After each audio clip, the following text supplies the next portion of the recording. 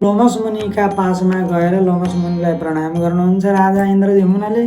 अनि लोमस मुनिले भन्नुहुन्छ, राजन कल्याण होस्, मङ्गल होस्, किन आउनुभयो भनेपछि म त कल्पसम्म ब्रह्मलोकमा गएर ब्रह्माजीका सान्निध्यमा रहेको सत्यलोकको सभामा सदैव मानिएको पुजिएको अनेकौँ चाहिँ ती विलक्षण दैविक भोगहरू भोगेको अन्तिममा पुण्य क्षीण भएपछि पृथ्वीमै आउनु पर्यो।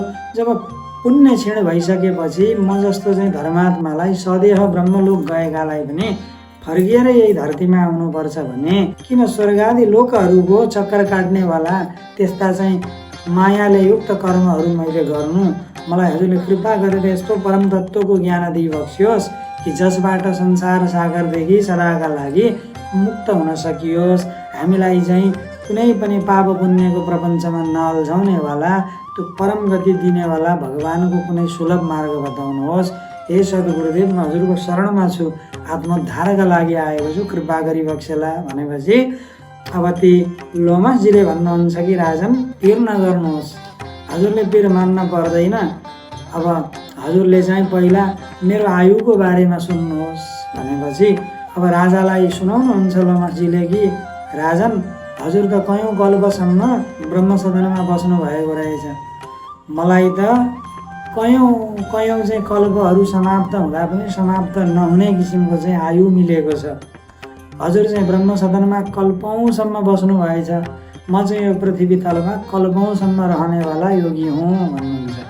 भनेपछि अब कसरी हजुर कल्पजीवी हुनुभयो भनेपछि अनि हजुरको आयु कति छ भनेर प्रश्न गरिसकेपछि अब ती लोमस मुनिले चाहिँ भन्नुहुन्छ कि यी अब यो 2 अङ्गुल बराबर घुँडामा जुन रमहरू छैनन् नि, मेरो आयु बस यति सकियो र चाहिँ एउटा कल्प पुरा हुँदाखेरि मेरो शरीरको जम्मा एउटा रम झर्दछ। करोडौँ वर्ष सृष्टि चक्रमा बित्दाखेरि कयौँ चाहिँ सत्य त्रेता द्वापर कलि बित्दाखेरि मेरो शरीरको एउटा रम झर्दछ। अनि झर्दै जाने क्रममा मेरो यो घुँडाभरि 2 अङ्गुल बराबर दुईतिरका रमहरू झरे। मैले यति धेरै कल्पहरू चाहिँ व्यतीत गरिसकेँ। अब मेरो शरीरभरि शिरदेखि पाउसम्म जति रम छन् यसरी नै प्रत्येक कल्पको अन्तमा एउटा रम झर्दै झर्दै गएपछि थाहा छैन कुन बेलामा बल्ल मेरो मृत्यु हुने हो। भगवानद्वारा मलाई यस्तो कृपा प्राप्त भएको छ भनेपछि हजुरलाई यस्तो सिद्धि कसरी प्राप्त भयो भनेपछि अब राजालाई श्रवण गराउनुहुन्छ। अनि अब भन्नुहुन्छ कि अघिल्लो जन्ममा त राजन म एउटा शूद्र थिएँ अनि मैले धर्म जानेको थिइनँ, मलाई बडो ज्ञान पनि थिएन, मैले सत्कर्म पुण्यकर्म के हो त्यो पनि जान्दिनँ थिएँ।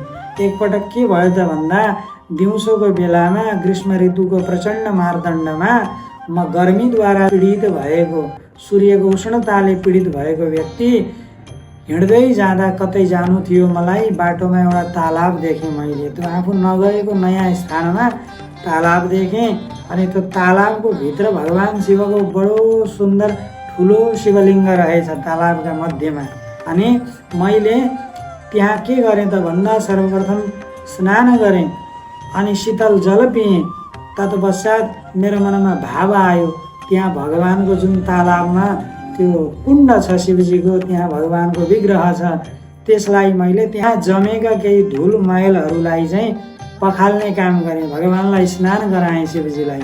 अनि त्यही आडमा जुन सरोवरमा त्यही कुण्डमा फुलेका फुलहरू थिए कमलका, ती सबै फुलले भगवानलाई श्रृङ्गार गर्न मलाई मन भयो। थाहा छैन कुन पूर्व पुण्य या भगवानको प्रेरणा हो, मलाई त त्यस्तिकै जानेर गर्न मन आएको होइन। एकाएक भगवानको कृपाले मलाई प्रेम उत्पन्न भयो शिवलिङ्ग देखेपछि। अनि मैले अन्जानमै भगवानको शिवलिङ्गलाई कमल पुष्पहरूद्वारा सुसज्जित गराएँ। त्यहाँबाट म गएँ। अगाडिको मेरो यात्राको क्रममा त्यही यात्रामा पछाडि गर्मीकै कारण मेरो मृत्यु भयो एक ठाउँमा, म मृत्युलाई प्राप्त भएँ। यस प्रकार मृत्युलाई प्राप्त भइसकेपछि मलाई एउटा अत्यन्तै कर्मनिष्ठ शिवभक्त ब्राह्मणको घरमा जन्म प्राप्त भयो। भगवानका कृपाले मलाई शूद्रबाट सिधै ब्राह्मणको घरमा ब्राह्मणीका कोखमा ब्राह्मण पुत्र हुने सौभाग्य प्राप्त भयो।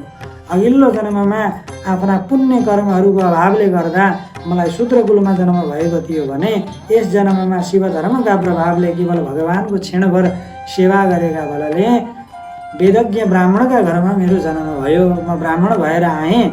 अनि यस प्रकारबाट त्यहाँ ब्राह्मण भएर म आइसकेपछि अब बाल्यकालदेखि नै मैले मनमा के ठाने त भन्दा जुन भगवान् शिवशम्भुका कृपाले मलाई शूद्रबाट ब्राह्मण हुने सौभाग्य प्राप्त भएको छ, मलाई उच्च कुलमा जन्म प्राप्त भएको छ, यस्तो ज्ञानी ध्यानी ब्राह्मणको सान्निध्य प्राप्त भएको छ पिताका रूपमा, यति धेरै स्नेहशील व्रत धर्ममा रत रहनेवाली अत्यन्त सात्विक भावकी आमाको म छोरो भएर आएको छु।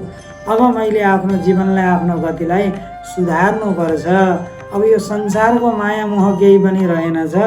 अब म चाहिँ बोलेर आफ्नो बाठोपन देखाउन लागेँ, संसारमा घुलमिल भएँ भने मलाई यो संसारका नाल नाता इष्ट सम्बन्ध आफन्त सबैले संसारमै घसेटिरहन्छन्, यहीँ पिसिरहन्छन्। त्यस कारणले गर्दा बुढेसकालमा पिताले चाहिँ तपस्याका बलले पाएको म छोरो भए पनि अब पिताजी कति नै बाँचलान् र म जन्मिएँ। पिताजीलाई यही कुरामा खुसी छ, सन्तुष्टि छ। अब मैले लाटोको लीला गर्नुपर्दछ। म बोलेँ भने त संसार जन्जालमा फसाइदिन्छन्, अनि बोलेर केही सुखै छैन यो संसारमा, कसैलाई बोलेर केही अर्थै छैन। त्यसकारण मौन रहनुमा नै आनन्द छ। मौनता धारण गरेर शिवमय भावमा लीन रहन्छु। जीवनमा मैले जान्न बुझ्न र पाउन पर्ने लक्ष्य मलाई मिलिसकेको छ। त्यो जानिसकेपछि अब फेरि किन अज्ञानी जस्तो बन्नु भनेर उनले अब लाटो भएको अभिनय गर्न लागे बाल्य अवस्थाबाटै। र भन्नुहुन्छ लोमसजीले कि यस प्रकारबाट शूद्रबाट ब्राह्मण भएर जन्म पाएको मैले संसारको माया मोहमा नफस्नका लागि लाटोको अभिनय गरेँ।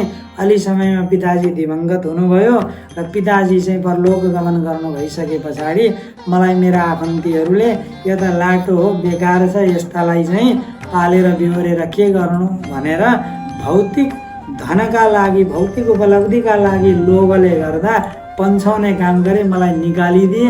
मैले त हृदयदेखि गदगद भएर उनीहरूलाई धन्यवाद र सहस्त्र आशीर्वाद दिएँ कि अहो, यदि तिमीहरूले मलाई माया गरेको भए, अन्याय अत्याचार नगरेको भए आज मलाई भगवान्सँग नै जोडिएर आनन्दले हिँड्नका लागि कहाँ यस्तो अवसर मिल्थ्यो र।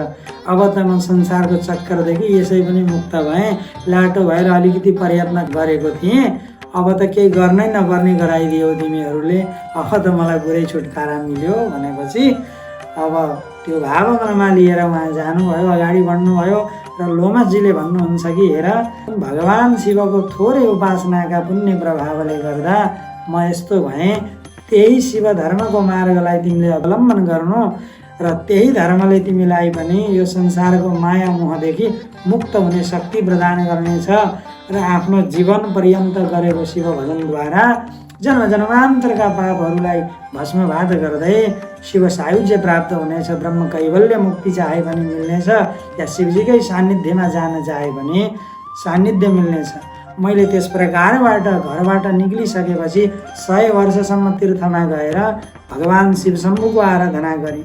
पूर्व जन्मको स्मरणका कारणले गर्दा यसै जन्ममा पनि जब मेरा पिता हुनुहुन्थ्यो, म बाल्यकालमा पिताका घरमा थिएँ, अरू बेलामा मैले चाहिँ शिव पूजन गर्न लागेँ, भगवान्लाई केही गर्न लागेँ भने अरूले चाहिँ गर्न दिँदैनन्, विघ्न पैदा गर्छन् भनेर बालक हृदय थियो, डर पनि लाग्थ्यो, डकस पनि लाग्थ्यो।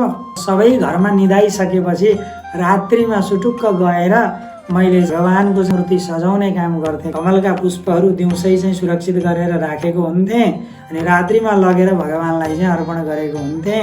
र त्यस प्रकारको मेरो पूर्व जन्ममा एकछिन गरेको कर्म मेरो आदत बनेर यो जन्ममा आयो। र त्यत्रो लामो समयसम्म लुकी छिपी शिव आराधना गरेको मैले पिताजी दिवंगत हुनुभयो, घरबाट निकालिदिए आफन्तले। आनन्दले निर्भयताका साथमा शिवजीको उपासना गर्न पाएँ। तीर्थमा निवास गर्दै 100 वर्षसम्म भगवानको तपश्चर्या गरेँ फलाहारी भएर।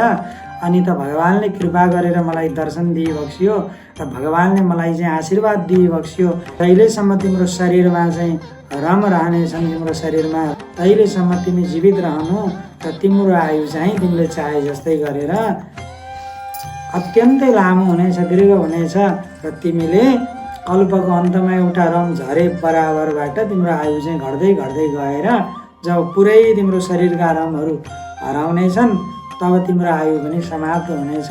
त्यति बेलासम्म तिमी चाहिँ शिव भक्तिमा लीन रहेर कालक्षेप गर्नु भनेपछि हे राजा इन्द्रद्युम्न, मैले बडो सावधानीको साथमा क्षणभङ्गुर छ जीवन, यो 2 अङ्गुल त गइसक्यो मोहरू पनि, अब कति चाहिँ आयु बाँकी छ र यस्तै गरी गरी सारसुट्ट कयौँ कल्प त क्षणभरमै बित्छन् भन्ने त्रासले बडो संयमताका साथमा संसारको माया प्रपञ्चलाई त्यागेर आफूसँग केही पनि सङ्ग्रह नगरिकन, कोही चेलाचेली पनि नबनाइकन, कसैलाई उपदेश प्रवचन दिएर भिड पनि नजुटाइकन केवल आत्मभावमा स्थित भएर भजन गरिरहेको छु।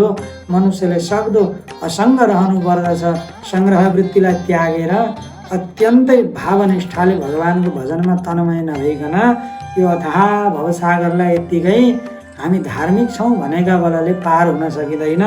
त्यसकारण निरन्तर जीवनमा सबै कुराबाट, सबैजनाबाट असङ्ग रहेर त्यागमय तपोमय जीवनमै भगवानको भक्तिमै लीन भएर कालक्षेप गर्नुपर्दछ। राजा, मैले यत्रो कल्पपर्यन्त आयु पाएर त मलाई भएछ, म संसारका मनुष्यहरू देखेर जिल्ल पर्दछु, जसको क्षणभरको मेरो आयुको अगाडि त एउटा बुँदो बराबर पनि जसको आयु छैन। त्यस्ता मनुष्यहरू चाहिँ परमात्मालाई भुलेर संसारकै मायामा फँसेर अल्झिएर आफ्नो हृदय, आफ्नो चाहिँ मस्तिष्क जलाएर बाँचिरहेका छन्। उनीहरूले सबै कुरा सारहीन छ, ईश्वर नै सारवान हुनुहुन्छ भन्ने कुरो खै किन बुझ्दैनन् होला, त्यस्तो उत्तम मति बुद्धि किन मनुष्यहरूको आउँदैन होला भनेर म जिल्ल पर्दछु भनेर भन्नुहुन्छ। र यस प्रकारबाट अब राजालाई आफ्नो जीवनको लक्ष्य मिल्दछ। उहाँले भन्नुहुन्छ, संसारका राग द्वेष आदिलाई त्यागेर आफ्ना इन्द्रियहरू उपर विजय प्राप्त गरेर जति सक्दो तपोबलका साथमा, सात्विक आहार विहारका साथमा, भगवत भावमा, भगवत भजनमा लीन रहेर नै मनुष्य जीवनलाई चरितार्थ गर्नुपर्दछ। यस प्रकार संयमता धारण नगरिकन त माया चक्रमा नै फस्ने हो। जति नै तीर्थ जाउँ, जति नै व्रत गरौँ, जति नै दान पुण्यहरू गरौँ, ती सबैले हामीलाई सुख नै दिने हुन्। निष्काम भावले भगवानको भजन नगरिकन भगवत प्राप्ति सम्भव छैन। त्यस कारणले गर्दा हे इन्द्रद्युम्न महाराज, अब म यही उपदेश दिन्छु, भगवान शिवको स्वरूपभन्दा परम पावन स्वरूप अन्य कुनै छैन। भगवान शिवको नामभन्दा परम पावन अर्को रसयुक्त नाम केही पनि छैन। भगवान शिवको अर्चा विग्रह शिवलिङ्गभन्दा कल्याणकारी दोस्रो उपासनाको साधन केही छैन। र भगवान शिवको पञ्चाक्षर मन्त्रभन्दा महामन्त्र पनि जगत ब्रह्माण्डमा दोस्रो केही छैन। त्यसकारण यो सत्यलाई बुझेर संसारबाट अनासक्त रहँदै भगवानको भजनमा तन्मय हुनुपर्दछ, भगवानको ध्यानमा निरन्तर लीन रहनुपर्दछ। मैले पनि यही गरेको छु हे राजन, हजुरले पनि यही गर्नुहोस्। त्यस पछाडि हजुरलाई चाहिँ यो पुनरपि जननम पुनरपि मरणमको चक्रमा फस्नु पर्दैन भनेर अति सुन्दर उद्गार प्रकट गर्नुहुन्छ लोमस मुनिले। र त्यस प्रकारबाट मुनिको शरणागत भएर गुरु धारण गरेर उहाँ पनि शिव भजन परायण हुँदै परम गतिलाई प्राप्त गर्नुहुन्छ। जय बोलो श्री सच्चिदानन्दमय भगवानको आज।